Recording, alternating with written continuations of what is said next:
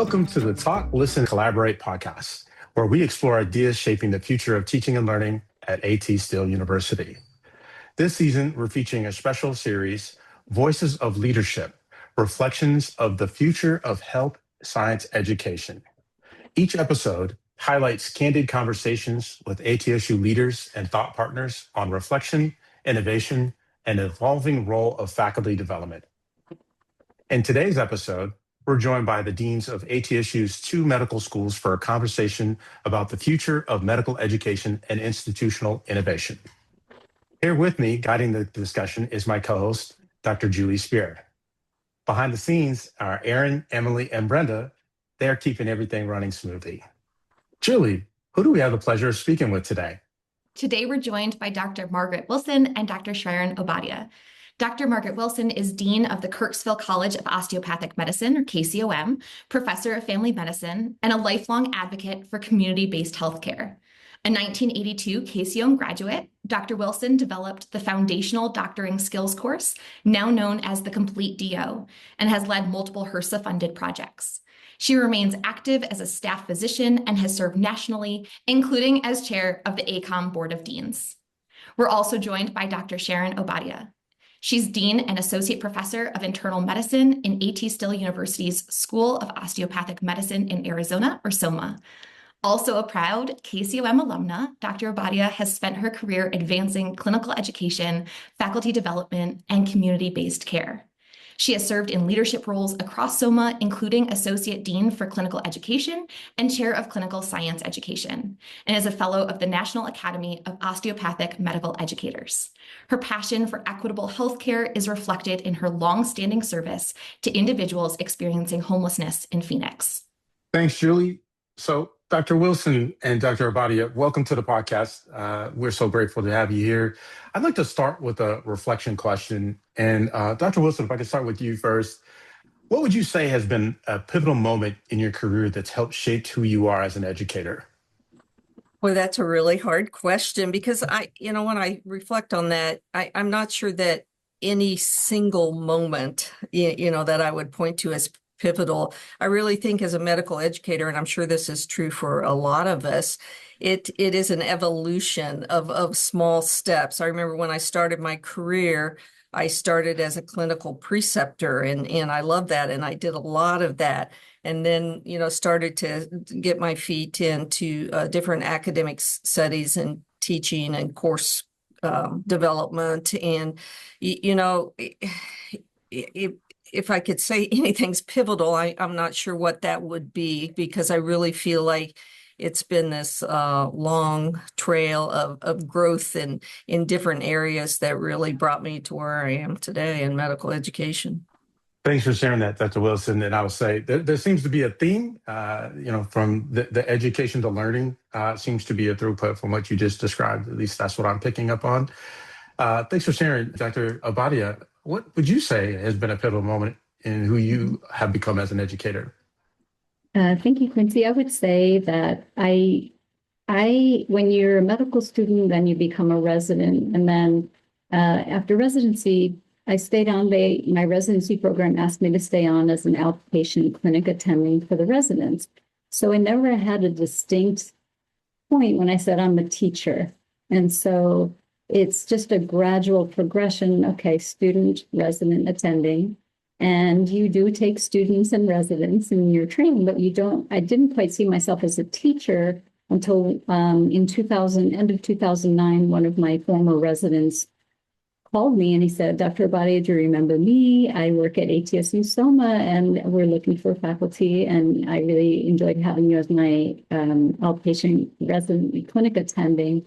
And would you want to come over and check out what we do? So I did, and I joined the faculty here at ATSU SOMA in 2010. And a pivotal moment for me was when I was now teaching first-year medical students. And when you taught, at the end of the course, you'll get this anonymous evaluation from all the students evaluating how you teach. And that is different than the way I was coming up and becoming, an attending physician. So I have this evaluation, And it said, one of the comments, there were many positive comments, but of course you remember the one that really makes you think. And it said, makes me feel stupid when I ask a question. And so I had to really think. I did not like that somebody felt like that, but I had to really think, why was it why did that happen for that student? And it really made me reflect on the way I was teaching with residents in the outpatient clinic. It was more like, okay, come on, you know that. Okay, remember, you got this. Or, just being a little more rough with them in more of a collegial way, as opposed to a true teacher with student model. And it really made, I remember talking to the person who, the assistant or associate dean at the time here, who had given me my evaluation. And I said, I have to really work on that. I never want to do that again. And so it made me really think about how I treat students is now it evolved to how I would treat a patient with, compassion, kindness. And it made me write an article about how we can role model for students, how we interact with them is how they can interact with patients, patiently explaining a procedure, helping them understand where we're looking something up if we don't know it, giving feedback. And so that was probably my most pivotal moment. Absolutely. I mean, those moments are really pivotal to help that reflection. And I can really see how that's inspired you to do the work that you do with your students and with educators. And I think what you both touched on is this idea of evolution, kind of one step at a time, right? Things moving forward. So I'm curious to hear from both of you. Looking forward, what trends do you think will be most impactful for health science education in the next 5 to 10 years or so? Probably the one that at least is on everybody's mind right now is AI, of course, and technology in general. We've seen that certainly over the course of my career as both a physician and medical educator, how much technology has changed, how we do things, what we do at the bedside, how we teach. But, I think it's a little yet unknown how all that will play out. But whether it be through AI and the learning piece, or, advancements in technology in general, how we need to teach so that students are well prepared for their clinical environment. We have to be, thinking ahead and being prepared for that. Yet we really don't know what that is yet. It's all kind of unknown. But, I think that just health professions in general, we know there's a great need, and trying to continue to feed that pipeline to make sure that the need is met, particularly given some of the challenges that we may have, example with the federal student loan issue right now. So, it's really important for us to be thinking, how can we continue to grow the health professions fields to make sure we can meet the needs of our nation and the communities we serve. It's preparing for those known unknowns and the unknown unknowns, right? And both of them at the same time. That's a good way to put it. Absolutely. I'll just add too, I think something that I think we're going to be forced to really face is the medical schools across the board have real limitations in obtaining clinical rotations, right? Their training. So it will be interesting. Medical schools are already starting to have very robust simulation programs now. Over the past 10 years, we have a very robust program, and thinking about, and I'll use an OBGYN rotation as an example. Dr. Wilson and I know those are so hard to find for, every single student in your third year has to have that 4-week clinical rotation. It's a requirement.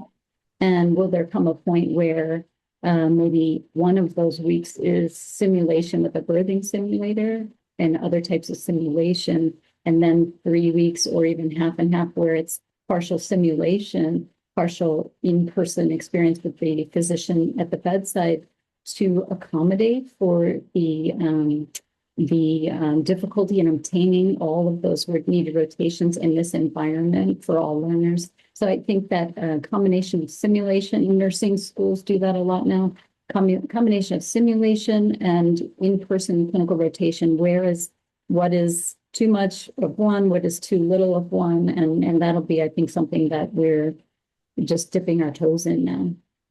Yeah, absolutely. Dr. Obadia is right. That's a huge issue now and going to be continuous issue moving forward, particularly with, the number of healthcare learners out in the field that we have to compete for training sites. And we do have to think a little outside the box of how we accomplish training and as we try to meet that challenge.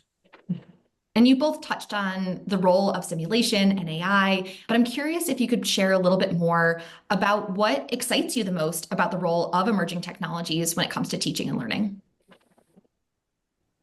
Wow, well, it's exciting. It's a little scary because, again, we just don't know. What's exciting, I think, for medicine will some of the fields of AI is going to be so helpful in, for example, radiology and pathology, probably, most things will be read, hopefully still overread by physicians, but, that's going to really be one area. But I think I'm hoping that AI and technology can improve time management for physicians and help them work, smarter, better, faster, but you still keep that, bedside manner, that they're going to be able to spend more time with the patient because AI and some of the technology will do some of those other tasks that that aren't necessarily need to be done by a human. So that's my hope. It's going to be very interesting, what things look like in 10, 20 years in medicine and healthcare with some of the things that I think will change. Yeah, and I can add, just looking at it through a teaching lens with AI, the HoloLens augmented reality anatomy software has really evolved our anatomy program and different component as an additional component. And then another area that has been really fascinating is when, give you an example, Dr. Christina Weaver and one of our students who's now an alumni in residency and another faculty created a 4-hour residency readiness immersion simulation for getting ready for residency, right? Say the students in their 4th year have been back and we're putting them through their paces and they're having to stay overnight in the hotel room to simulate being on call and they're got a code team for answering emergencies in the middle of the night. And one of the things they did this year, they created an AI nurse chatbot who would call them, page them in the middle of the night and just have an AI conversation, much like you would with Siri on your phone, but it's a nurse putting them, and that really cut down on having to have a simulated nurse staying overnight, staying up all night doing the calls. So now this AI chatbot is doing that in its training with the students. And then, in the morning, there's a printout of the conversation between the student and the AI nurse, and they do a debrief and feedback with that faculty. So it's exciting. It's also scary. Like Dr. Wilson said, we're all learning at a very rapid pace. So, but it is exciting. And I think we both have faculty who are champions of it, that are spearheading the way, and also students, they're working with the faculty. So it's exciting. I think one of the challenges will be, controlling it from the learning side.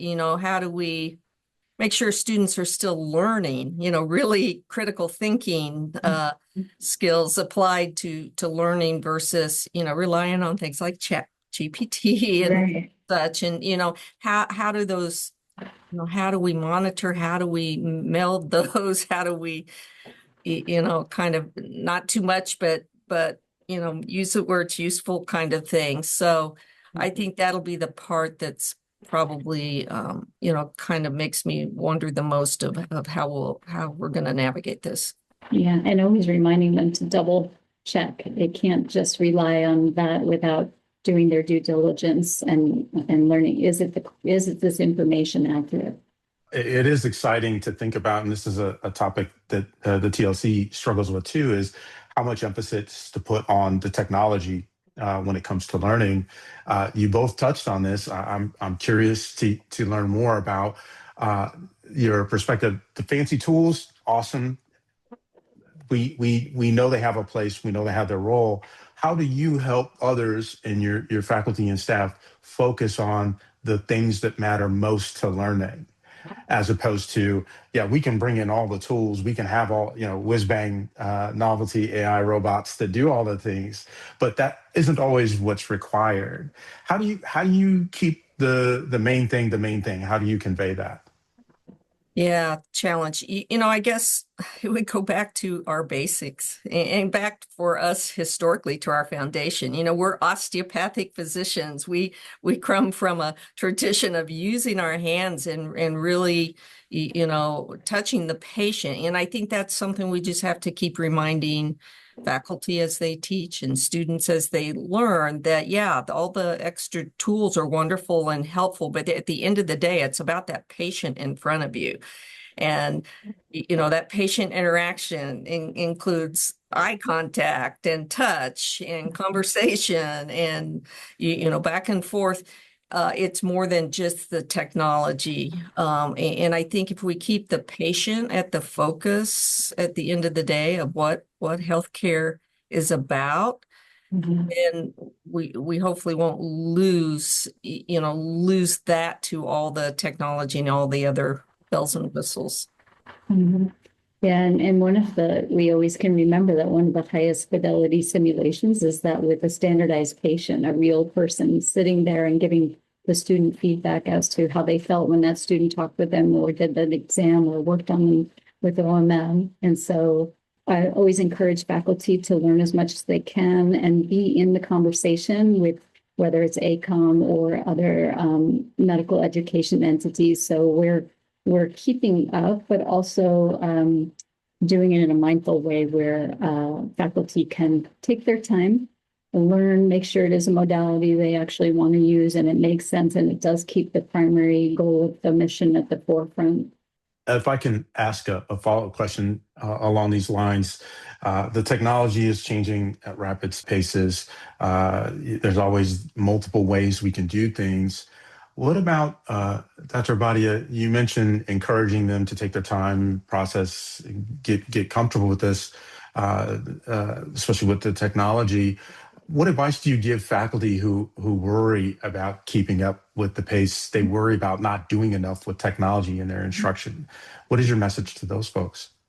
Well, I was our faculty development director for 7 years. So faculty development is something I care deeply about, and giving people resources such as the Teaching Learning Center for everything that you all offer, webinars. There's, as we see every day in our emails, there's offerings to keep people in the know on what is out there and available. And one of the things coming from, maybe not a medical education background as a faculty, exposing people to what is out there and finding small ways for people to get engaged and create, maybe it's a colleague that's been at the school for a while and can do a joint team teaching of how to do a really interactive workshop with different modalities. And that's one teaching the other, or coming to the TLC and enrolling in a program, or and supporting faculty development for conferences, and just making sure people are exposed to what is out there. Because one of the things, as I said, it came from being an attending in a resident clinic to here. And when I was asked to be our faculty development director, I said, okay, just tell me what it is. I did not know what faculty development was because I hadn't heard that term. And so they laughed and I said, no, really, just, I think I know what it is, but am I? And so I embarked on that journey, and I learned so much, and then disseminated what I was learning with their faculty. And so I know how it feels not to know exactly what is out there, and the more you can absorb, it's such a fun learning curve as a job satisfaction. So I just try to be really encouraging of people to develop and take it slow and build. And the students can be a huge resource in being responsive and saying, we love that. They try something, the students love it, and their scores are reflective of success. And so I think just that encouragement and celebrating when something is working really well. And I Yeah. agree with Dr. Obadia, I think through faculty development. And I think we really hopefully try to encourage our faculty to just try something, just try just a little something new. Try it. It's okay. It doesn't have to, if it fails, fine, but give it a try. And I think they do, find something new. We don't have to make wholesale change all at once, but try a little something. And as Dr. Obadia said, they try it, they find that students view it very positively, they get good feedback, then they're more willing to try something else or expand. So it is through trying to just encourage your faculty to give it a little go on something new. I love that you both touched on the role of experimentation and trial and error and creativity and curiosity, and also that human connection piece, right? Learning from each other, sharing with each other, talking to your students, getting and incorporating feedback from the learners. We're all in this together, right? And so when we can focus on that shared humanity, it makes us all better and really speaks to the mission. Circling back to some things that you've already touched on, you've both mentioned some aspects that are exciting, some that are scary. From your leadership perspectives, what keeps you up at night when you think about the future of teaching and learning? And to keep it positive, if you had a magic wand, what might some solutions to those challenges look like? Well, I know what keeps me up at night, and I think it's the same thing for Dr. Obadia, and she mentioned it earlier. It's adequate and robust, good clinical rotations. And boy, if I had a magic wand, I would, just get every preceptor out there in the world to take students and want to engage in learning, I guess, would be my wish. Yeah, and I'll add one more to the magic wand, which would be free tuition to all medical students going into primary care. So to follow up on that, you've mentioned how you each had a role of teaching residents or being a preceptor. I'm curious, what support can preceptors benefit from when it comes to teaching and learning that maybe thinking back you wish you had, or thinking about the current environment, what might help them to feel empowered to accept students or feel empowered to teach and support those learners? That is a very complex answer, in my opinion. I think most preceptors, the reason they don't take students and don't get medical education are the time constraints or the perceived time constraints. And if AI can help and technology can help take some of those things off their plate, then I think maybe we could encourage. But I think my experience has been most that do it love it. They feel really rewarded by that opportunity to help train and to be part of an educational experience. But it's hard, and we could go into all the other challenges of the healthcare systems and the payment models and all those things that also impact getting adequate preceptorships. But anything we can do to support or encourage, because I think many people, once they try it, they get kind of hooked on it. They like it. The teaching bug, as it were, right?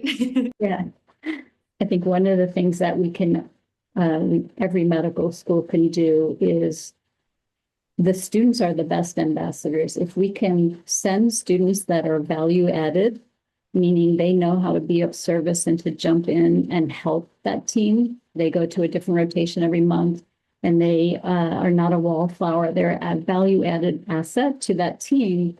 And when they see the preceptor month after month sees that, then they're saying, can't wait for that student to get here because they're a big help. And they have that, if they have that expectation, and we can send them those students that can really add to what they're doing and give them even a little breather, and satisfy their love of teaching, that is such a win-win for everybody. And one of the other things I'll just add to that is we have preceptors throughout the country, and sometimes they'll have a student, and we want them to really know that they're not alone with that student. They have this whole school behind them. If they have anything that they want to talk about, they just pick up the phone. I think so that letting preceptors know they have that we're all here. If they need anything at all is also part of that. So this is motivating me to have a eureka moment, right? You both have talked about, how encouraging you all have been for our faculty near and dear. They're physically, near you. They're operating in the hallways that you all travel. We talk about, the role of adjunct instructors and even clinical faculty coming in closer to where the students are in the classrooms. What is the blocker from us working more closely with the preceptors if this is really truly an opportunity to increase that clinical rotation experience for our students? You both have touched on this. This seems like an opportunity to deepen their learning experience, make them better physicians. What's blocking us potentially from saying, okay, preceptors, you're part of us, and students, you're going to get a dynamic experience. You're going to be better prepared day one from that experience. And there's some incentive for the preceptors to come our way, because you both talked about how once they get the bug, they just need to know. They just need to know about this, and they're going to love it. What's stopping us from doing this? Competition from even our schools. Sometimes we Maggie and I call each other and talk about that. So competition for enough spots. Sometimes the attending physicians really would love to teach, but they're in an environment that doesn't allow students, or only says we're taking students from this entity and not this entity. So that's part of it. Clinical rotations pretty ubiquitously have a fee associated with them now. So there's some, what is this entity paying versus this? So that competition aspect of it. And then the individual physician themselves, sometimes just feeling just so stretched so thin that they don't feel they have the time. And so I guess, would you add something to that, Maggie, or state it? You nailed it. The competition, and then just the, particularly in primary care where, we do a lot of clinical rotations for our students, just the fatigue, like you say, they're stretched very thin, and they just see it as one more thing in their day that, adds on to all the jobs they have to do. But lots of competition out there for all the same preceptors. Mm-hmm. Got it. So yeah, I find an opportunity, like you said, is from the competition spirit is as an aspiring physician. I would maybe be more drawn. I wonder if students would be drawn to the idea that they're going to get an enriched experience with preceptors that are learning, teaching focused and trained, even however vague we want to be in what that means. And it seems like if we could overcome these obstacles, I get it. The patient is number one. The hospital is not going to necessarily devote a lot of resources to saying, hey, attending, go spend a quarter of your time helping out at this local university. But I just keep hearing this, and I'm connecting some dots, and I thought, gosh, if we could figure out a way to make that come together, maybe that's podcast number 2. We'll bring us back on here to talk about what that solution is. But thanks for entertaining that thought. I want to keep this positive, hopeful, optimistic perspective here. I want to shine a light and get your perspective on what do you think that medical education is doing well in this modern era? I would say something that has evolved over the years is emphasis on student well-being, which was not the case when I was coming at those. It just wasn't something talked about at all. It was never discussed or emphasized or anything, or resident well-being. And so there has been a major shift of focus for the osteopathic medical community and the allopathic medical community alike to focus on student well-being. And the other side of that is making sure that students are well-trained and have those rigorous hours and are put through demanding circumstances so they can be that well-rounded and astute attending physician.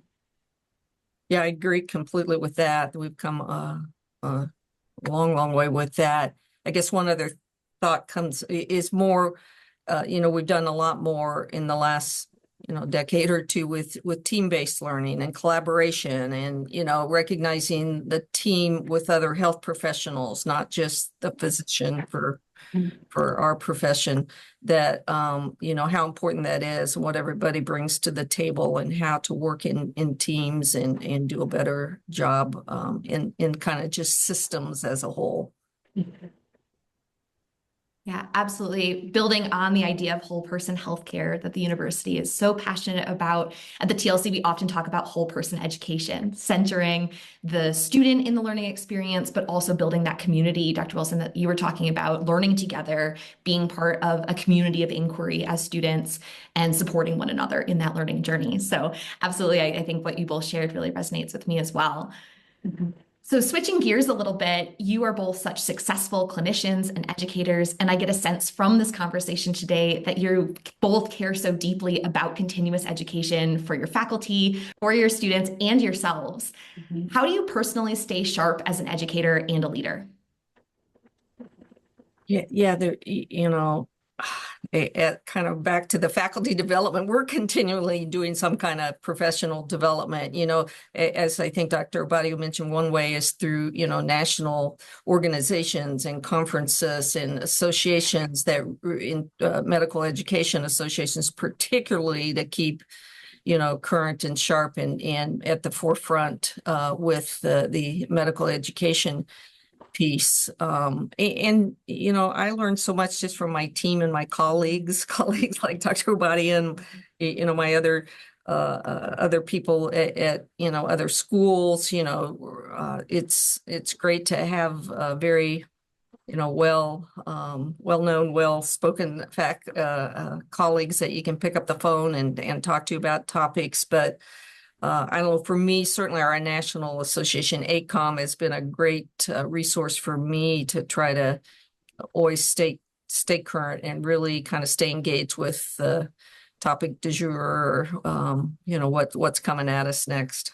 Mhm. Yeah, I agree with Dr. Wilson, and I'll just add one thing I appreciate, and Dr. Wilson does this all the time, not just being in part of ACOM, being at conferences and such, but being an active participant. And I think that's being engaged and being part of the conversation and not holding back when maybe I don't understand something and ask a question, and getting as much as I can from every experience. And then the National Academy of Osteopathic Medical Educators is a fellowship for people who are really into osteopathic medical education. And there's a process. Dr. Trish Sexton actually founded it. And I've been a fellow for, I think, 10 years, just about 10 years. And so I always encourage our faculty to be a part of that.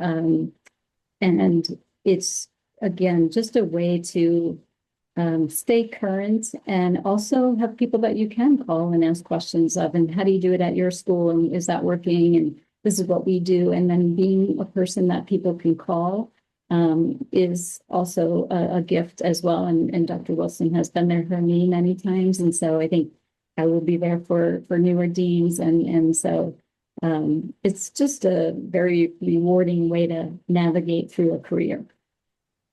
That in mind, Dr. Obadia, I'm curious if for our listeners, if you had a message for them that they were thinking about their next step in faculty development, what would you say would be the next thing you would recommend to them? Let's see. I would ask them to think about what really moves them, what part of their role really moves them, and go with that and put their energy into something that they truly care about. And, that niche of osteopathic medical education specifically, whether that means, I really want to start figuring out how to engage people, students more. I've noticed that they are not as engaged as I've seen others. Or I really want to do a project, whether it's a research project on studying how is this intervention affecting the learner. Just anywhere where somebody's passion moves them, I think is going to create success for them, and for other people will benefit from that. It's exciting. Yeah, appreciate that. Dr. Wilson, a variation of that same question would be, why? Why should your faculty engage in faculty development? What are you seeing? What are you noticing? I think because they love it. I think they enjoy it. They didn't get into education, uh, for any other reason, but because they love to learn and they like to learn new things and they want to grow. That's been my experience with my faculty is they are always excited to learn and grow and, better. They really are committed to, quality improvement of the curriculum and everything that helps make them better as teachers so that it benefits the students. They really, at their core, I believe, are student driven to make the experience better. But just the personal satisfaction and enjoyment, as Dr. Obadia mentioned, of their passions. They can find different areas of passions. We all want to enjoy our jobs, right? We don't want to get stale. We don't want to get stuck. We want to enjoy. And I think that comes from, always trying to do something different and learn more. And faculty development is a great way to do that for our environment. Yeah, Dr. Obadia, do you want to add to the why? I know you both modeled this so well.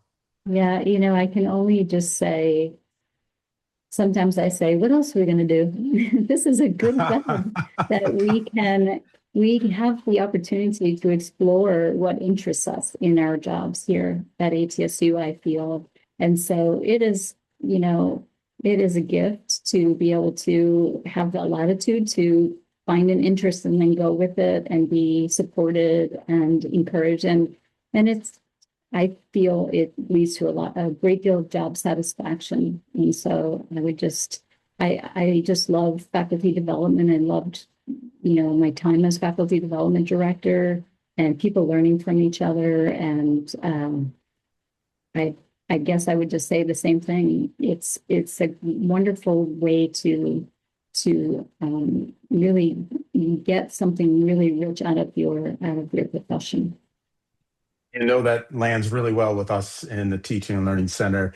What do you notice when people do engage in that? What are you seeing in the classrooms, in the clinic, in these experiences where your faculty operate? I would say that student evaluations often will really highlight when somebody's tried something that is successful, and that's exciting for that person. And even when they give suggestions, that can be really helpful for taking it to the next level.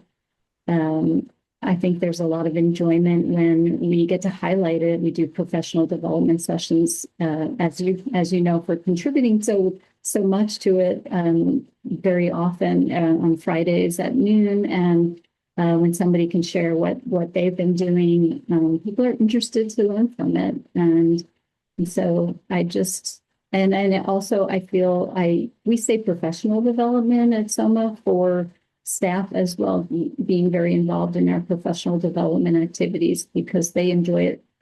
I feel they also enjoy it, learning and growing in the workplace.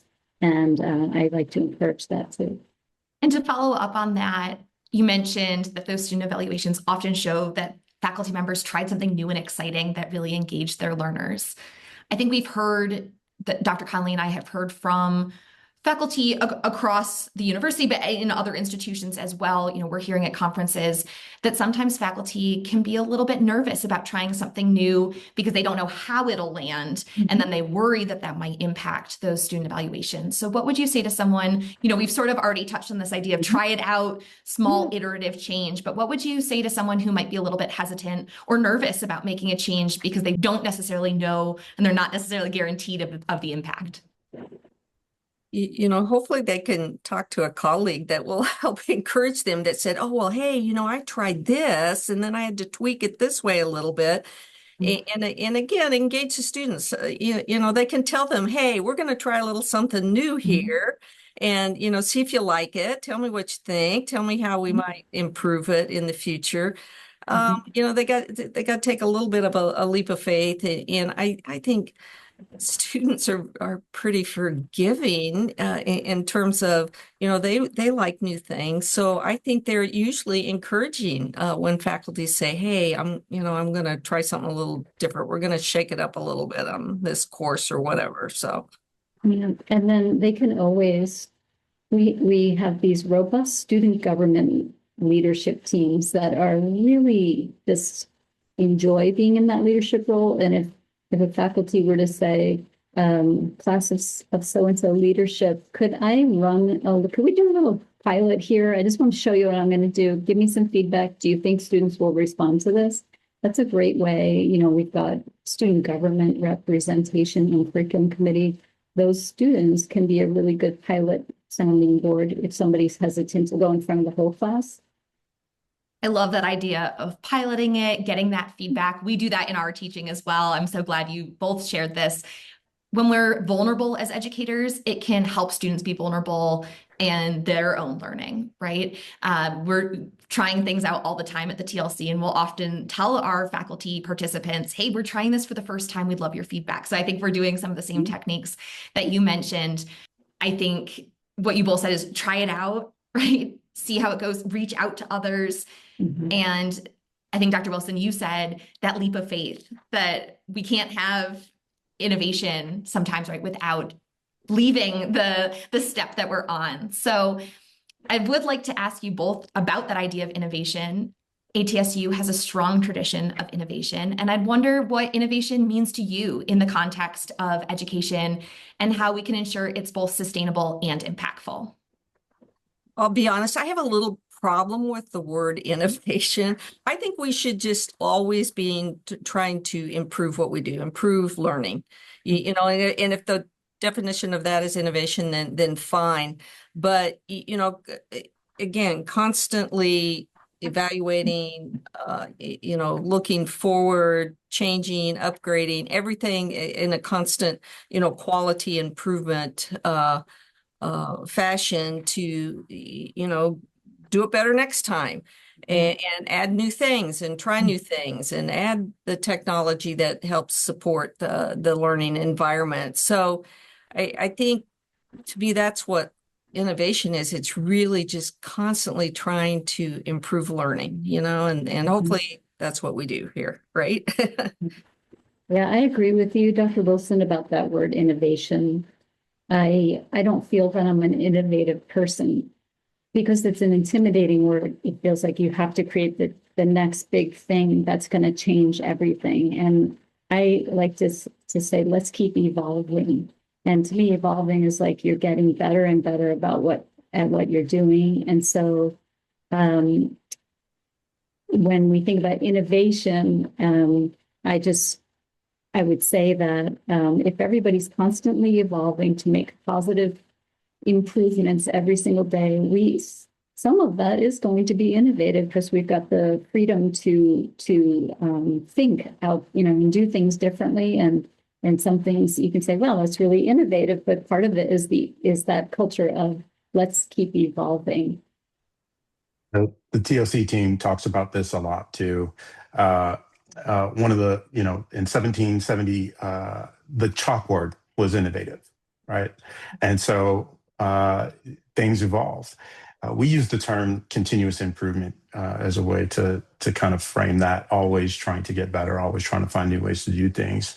But this kind of goes back to a point made at the beginning of the conversation is technology, keeping the main thing. Sometimes we use technology for the sake of being innovative, right? It's fun. I know we talk about this, and Julie will laugh, but I would say I'm not first, but I'm not third. Right. That's You my were approach second to in being. line to get the Google Classes, Quincy. I promise you that is true. That is a fact. But no, it's true because, but I think it's the balance, right? I would say when we have multiple visionary thinkers here on the faculty and staff, and so when they come with an idea, I just want to see that it's very well fleshed out and thought out, and they've done a literature review, and they really know the subject, and that they're prepared because they've researched it. This is the very best thing that they have found for our needs. and they sell me on it, and it's very solid. And so that's what I want to see, is that they've done the legwork, and they do, and they've done the legwork to show why this is the most likely best thing we should be doing going forward, and then doing everything I can to support these visionary thinkers for bringing it to fruition. And if they can show me, their process and the value of it and what it will bring to enhance the student experience, then I am, my job is to advocate for making it, a reality. And so I would say, encouraging somebody, like you said, Quincy, I want to improve my evaluations. What tools would be the best? Well, let's do a search and see what is out there and what you're specifically looking for and what ties in best with that, and what are their outcomes, and what do reviews say about them? How much does it cost? All of that. Dr. Wilson, anything you'd add? Well, yeah, I liked what Dr. Obadia said about, really what enhances student learning. At the end of the day, it's got to be about that. Don't use technology just for the sake of using technology. Apply it wisely, use it where it's helpful and is going to be a positive, force for learning and for their application later in the clinical world. Sometimes we just always jump on the first shiny next thing that comes along. Think it through, and as you said, the faculty that bring ideas and have kind of a well thought out plan. How is this going to help our student learners? That is so awesome to hear. Yeah, the takeaway from that question, your answers to that question, is risk management. Being able to think through what they want to do, the evolution, the next thing, the shiny thing, whatever that is to be able to have thought through all the different contingencies. I love that. Very cool.